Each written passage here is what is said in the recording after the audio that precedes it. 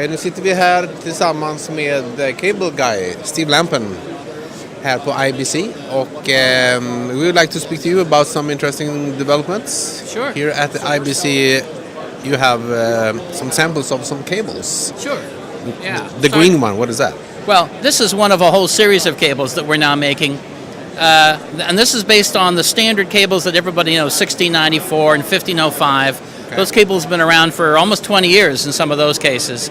And now for the European market, we've brought out a whole line of what we call DNH cables, 1694 DNH, 1505 DNH. And what that is low smoke zero halogen, and it's got a tri-shield in it, which is unusual, foil braid foil, so the shield effectiveness here is higher than we've ever done before in coaxes. So this is definitely the highest quality coax we've ever made in Europe, for sure, and it fits our standard connectors, just the same as our old cables. You told me that the connectors were actually better than the cable. Yeah, and this is the amazing thing is these particular ones are one-piece compression connectors, which most people consider as junk, and they would never touch them before. But now we've produced a one-piece compression connector, which first of all is so strong, you literally can't pull it off the cable. It's over 50 kilograms of pull strength. And we look at the performance of it, and it's better than the cable it's attached to. So, wow, a fully professional one-piece compression connector. Very unusual. And then you have the black cable here. What's that? Yeah. This is a new data cable we have out here, a Cat6A. Now, Cat6A is 10 gigabit cable, and this is a field flexible version, which is very unusual. And we have on this the most rugged RJ45 we've ever seen. And the interesting thing is this connector is field installable.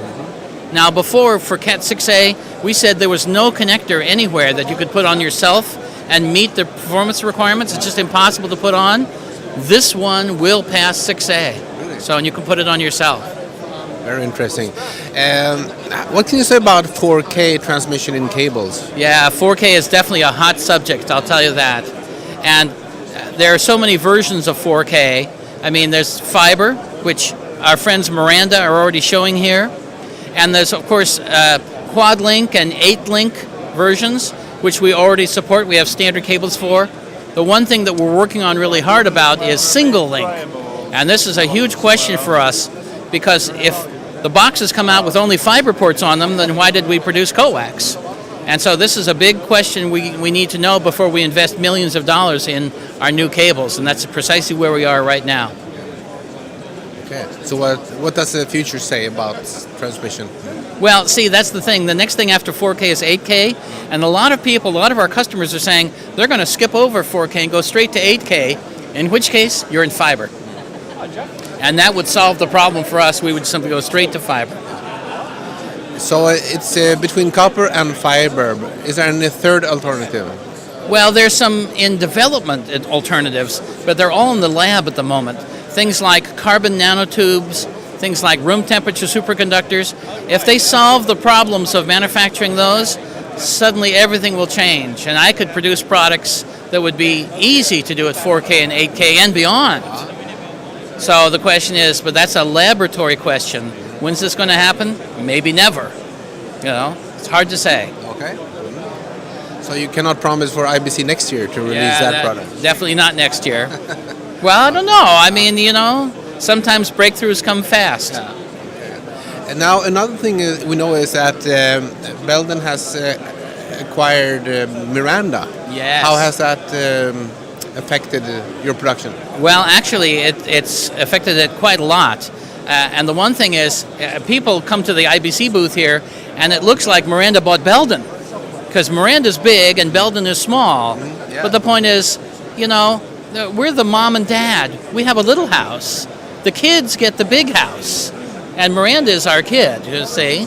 And the whole point is, they live and die by a show like this, where Belden plays in many different markets besides just broadcast. That's just one piece of our business. So it surprises people that we bought Miranda. That's definitely a vote for the future of broadcast. A lot of people think broadcast, over-the-air broadcast, is going to die. But the funny thing is, there are 7 billion people out there who are asking to be entertained, and they're asking more and more. They're watching more than they've ever watched before. but they're watching on their computer screens or their iPads or their phones, as well as their TV. And so the point is, while the TV, the historic broadcaster might be dying, the marketplace is growing in huge and different ways. And so our challenge is to keep up with this technology and be able to offer the infrastructure for whatever you want to do, however you're going to get to that customer. Thank you very much.